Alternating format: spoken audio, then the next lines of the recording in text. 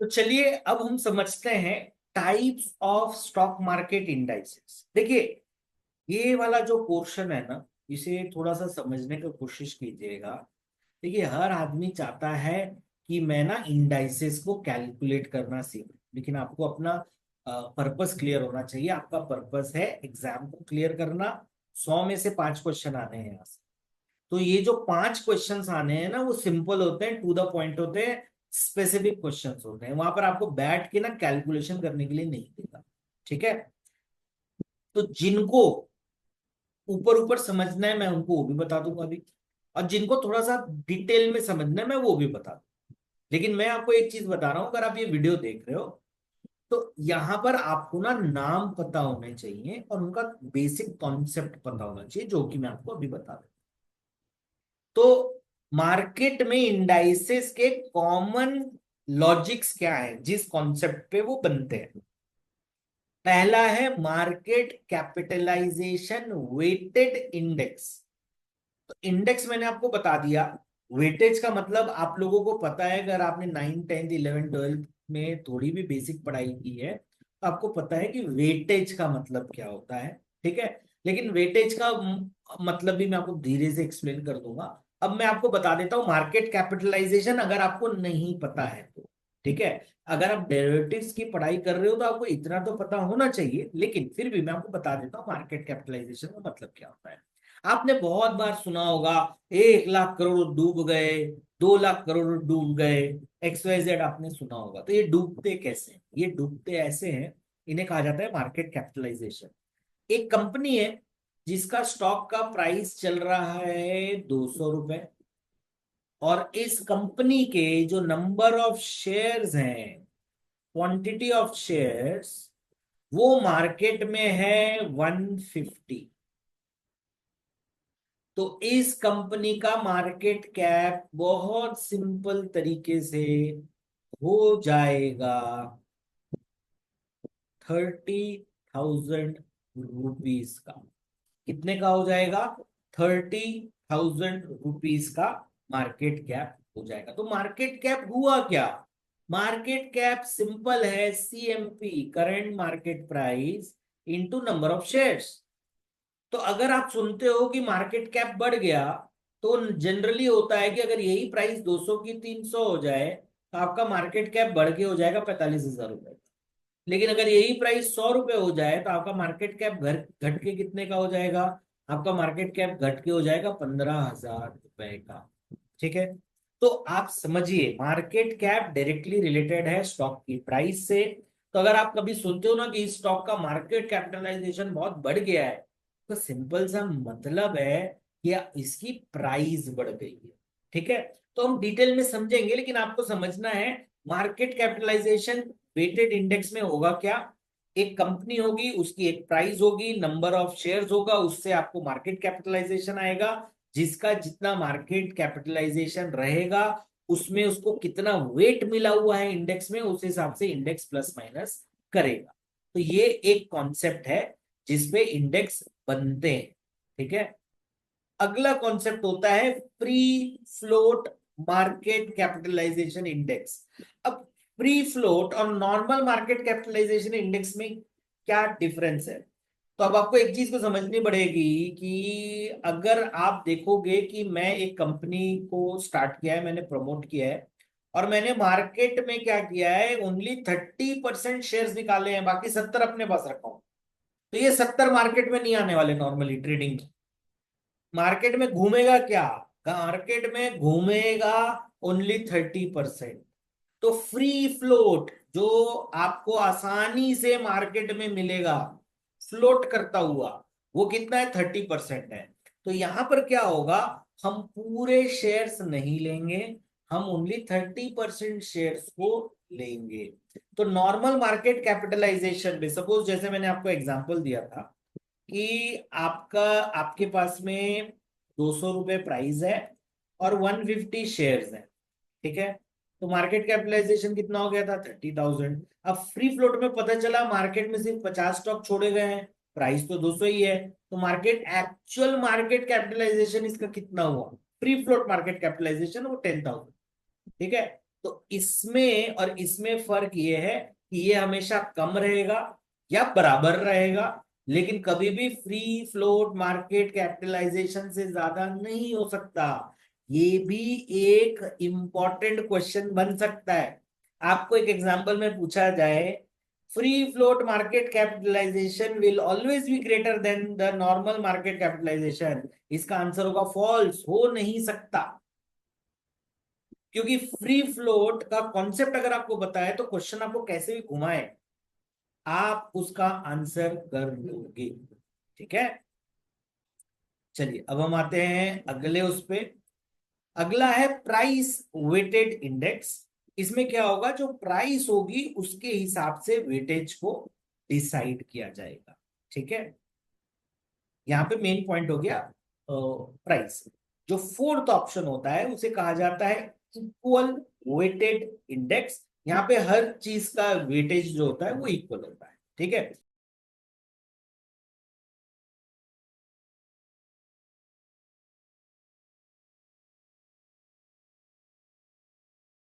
तो चलिए अब मैं आपको ना थोड़ा सा डिटेल में बता देता हूँ कि भाई मार्केट कैपिटलाइजेशन वेटेड इंडेक्स काम कैसे करता है। ठीक है, अब आप यहां पर देखिए इस स्लाइड में आपको प्राइस दी गई है और नंबर ऑफ शेयर्स दी गए हैं, और ये प्राइस चेंज होके आज इतनी हो गई है। ठीक है, ये स्टोरी है। ठीक है, स्टोरी ये है कि ये नंबर इतने अलग अलग शेयर्स हैं, सबकी अपनी अपनी अपनी प्राइस है, मार्केट में इतने इतने शेयर्स है। एक टाइम ये है और एक टाइम ये है, तो एक फर्स्ट प्राइस है ये, this is price one and this is price two. ठीक है, प्राइस यहां से यहां चेंज हो गई। ठीक है, अब आप देखिए इसका कैलकुलेशन कैसे होगा। हम लोग बात कर रहे हैं मार्केट कैपिटलाइजेशन की। ठीक है, अब आप यहां पर देखिए 150 की प्राइस थी, मार्केट कैप तो आपको पता चल चुका है, ये टोटल मार्केट कैप इतना था। ठीक है, ओल्ड वेट, जो वेट उन्हें दिया गया था वो था 0.16%, इधर होगा, ये होगा, ये होगा, ये होगा, ये होगा। अलग अलग वेट दिए गए हैं अपने कैलकुलेशन के द्वारा। ठीक है, तो ये सब मिलके कितने बन गए, एक। ठीक, अब क्या हुआ, यहां पर दो चीजें चेंज हुई। पहली प्राइस चेंज हुई, देखिए यहां से घट के चेंज होके प्राइस यहां पे आ गई, और इनके अब वेट भी चेंज किए गए। जैसे आप कभी कभी देखते हो ना, कोई किसी का ज्यादा वेटेज होता है कभी कम, तो ये भी चेंज होते हैं। इससे हुआ क्या, इससे ना एक नई चीज हुई जो आपको समझना है। जब आपने इसको और इसको मल्टीप्लाई किया था तो आपको ये आंसर आया, this multiply by this is equal to this. तो उसी तरीके से अब आप इसको और इसको जब मल्टीप्लाई करोगे तो आपको ये मिलकर आएगा। तो अब आप देखिए जो ओल्ड वेटेज था उसके हिसाब से इंडेक्स की वैल्यू 296 थी, अभी वैल्यू हो गई 525। तो अगर मैं इस इंडेक्स को सिंपल तरीके से समझने के लिए मैं कहता हूं ये 100 रुपए का था, तो सेम प्रोपोर्शन में जो 296 से 525 हुआ, उसी प्रोपोर्शन में ये 100 से बढ़ के कितना हो जाएगा, 177। तो यहां पर दो वेरिएबल थे। पहला वेरिएबल था कि मेरा वेट क्या क्या है और प्राइस क्या क्या है। तो पुराना प्राइस पुराना वेटेज, उससे मुझे मिला क्या, 296। नई प्राइस नया वेटेज, मुझे क्या मिला, नई वैल्यू। लेकिन इंडाइसेस जो चालू होते हैं वो हमेशा होल नंबर से चालू होते हैं। तो जब ये होल नंबर से चालू हुआ तो हमने उसको रखा 100, तो 100 से चालू हुआ तो कितना बढ़ेगा, तो करीबन 77% इंक्रीज है।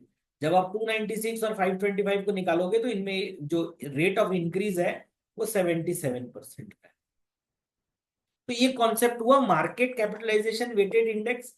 मैंने आपको क्या बताया कि आपका फ्री फ्लोट और मार्केट कैपिटलाइजेशन से कुछ हट जाएगा और बच जाएगा फ्री फ्लोट। तो सेम कॉन्सेप्ट में क्या होगा, फ्री फ्लोट मार्केट कैपिटलाइजेशन भी आपका कैलकुलेट होगा। याद रखिए आपको ना बैठा के कैलकुलेशन करने के लिए नहीं देता है, तो आपको बस कॉन्सेप्ट पता होना चाहिए और उस कॉन्सेप्ट को आपको अप्लाई करना है। ये छोटा चैप्टर है, रफली 5 क्वेश्चंस आते हैं रफली।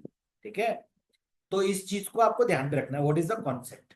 ठीक है, अब एक इंपॉर्टेंट पॉइंट है जो आपको बॉटम में दिखेगा, सेंसेक्स और निफ्टी पहले मार्केट कैपिटलाइजेशन वेटेड इंडेक्स से कैलकुलेट होते थे, अब वो कैलकुलेट होते हैं फ्री फ्लोट मार्केट कैपिटलाइजेशन के थ्रू।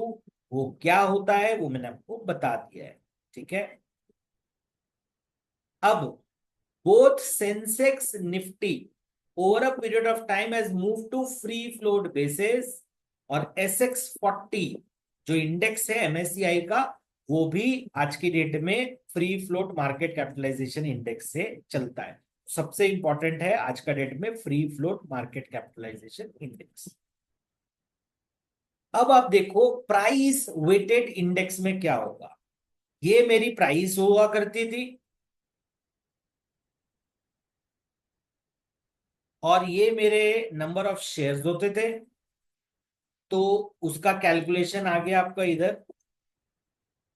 ठीक है, अब ये जो टोटल आया उसको मैंने डिवाइड कर दिया 5 से, तो मेरा रिजल्टेंट कितना आ गया 250। ये पुरानी प्राइस है, लेकिन इंडाइसेस का काम क्या है, पुरानी प्राइस से नई प्राइस को कंपेयर करना। तो अब हम समझ लेते हैं नई प्राइस क्या है। जैसे मैंने आपको, ये सारे नंबर्स वही हैं जो पिछले एग्जांपल में थे, लेकिन वहां पे वेटेज का कहानी था, यहाँ पे वेटेज का कहानी नहीं है। ठीक है, अब आप देखो वेटेज का कहानी कब आया, जब प्राइस वहां पर चेंज हुई। अब प्राइस कैसे चेंज हुई ये देखिए, इसके वेटेज है।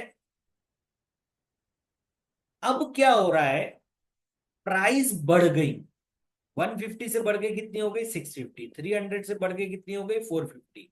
अब इसकी प्राइस बढ़ी 333% से, इसकी बढ़ी 50, इसकी 33, इसकी 250, इसकी 100। अब इससे चेंज क्या हुआ, इससे चेंज हो गया क्योंकि इनका परसेंटेज वेट चेंज हो गया। ठीक है, तो ये पहले की प्राइस थी, ये अभी की प्राइस है। तो जब आप इन दोनों को कंपेयर करोगे तो आपको पता चलेगा कि ये चेंज कितने से हुआ, 104% से। तो अगर पुराना इंडेक्स 100 था तो नया इंडेक्स 208 हो जाएगा। ठीक है, तो ये प्रैक्टिकली उतना यूज नहीं होता, इसीलिए आप देखते हो कि सेंसेक्स और निफ्टी क्या होता है, सेंसेक्स और निफ्टी यूज करते हैं free float market capitalisation index को। जो पुराने इंडाइसेस है डाउ जोन्स इंडस्ट्रियल एवरेज और जो निकेई है, वो यूज करते हैं प्राइस वेटेड इंडाइसेस। ठीक है, अब जो इक्वल वेटेड इंडाइसेस होता है, इक्वल वेटेड इंडाइसेस क्या होता है, जहां पर इक्वल वेट होता है, सारे स्टॉक्स को बराबरी का वेटेज मिलता है। Number of shares of each stock is adjusted in such a way that the weight of each stock in the index is the same. तो वेट को उनको चेंज करना पड़ता है ताकि नंबर ऑफ स्टॉक्स जो होते हैं वो क्या हो सके, इक्वल हो सके। ठीक है, तो यहां पर आपको एक कैलकुलेशन आप देख लीजिए, बार बार कह रहा हूं उतने कैलकुलेशन में उलझिएगा मत, लेकिन कॉन्सेप्ट को आप समझ लीजिए। प्राइस है 100, 150, 125 एंड 200। क्वांटिटी आ सकती थी 300, 200, 240 एंड 150। तो आपको क्या निकल कर आ गया, उसकी वैल्यू मल्टीप्लाई करोगे वैल्यू आ जाएगी। तो इस हिसाब से इतने में इतना, तो वेट इतना इतना इतना इतना था, चारों का बराबर था। अब क्या हो गया, प्राइस बढ़ गई, किसी की घट गई, किसी की थोड़ा ज्यादा बढ़ गई, किसी की घट गई। अब करंट वैल्यू, करंट वैल्यू कितनी कैसे निकलेगी, क्योंकि क्वांटिटी तो इतनी ही है। ठीक है, तो जब आप करंट वैल्यू देखोगे क्वांटिटी इनटू प्राइस, तो ये आ गई। अब आप देखो इसकी 50% बढ़ी, इसकी 13% घटी, इसकी 60% बढ़ी, इसकी 10% घट गई। तो अब जो है old weight, price change into old weight, ये कितना निकल कर आ गया, 12.5, 3, 15% और 2% से यहां पर चेंजेस हो गए। ठीक है,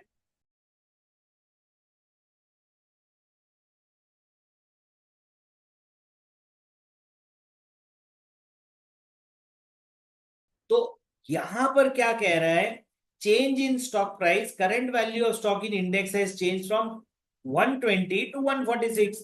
120 से कितना चेंज हो गया, ये 146। तो अगर ओल्ड वैल्यू इंडेक्स की 100 थी, अब वो 120 to 146 का जो प्रोपोर्शन है वो होता है 21%। तो ये 100 से चेंज होकर कितना हो जाएगा, 121% हो जाएगा। ठीक है। तो यहां पर आपको ये चार नाम पता होना चाहिए और उसका बेसिक कॉन्सेप्ट पता होना चाहिए। और आपको एक और चीज पता होनी चाहिए कि निफ्टी और Sensex free float market capitalisation से चलते हैं। ये मोर देन इनफ होता है आपके लिए।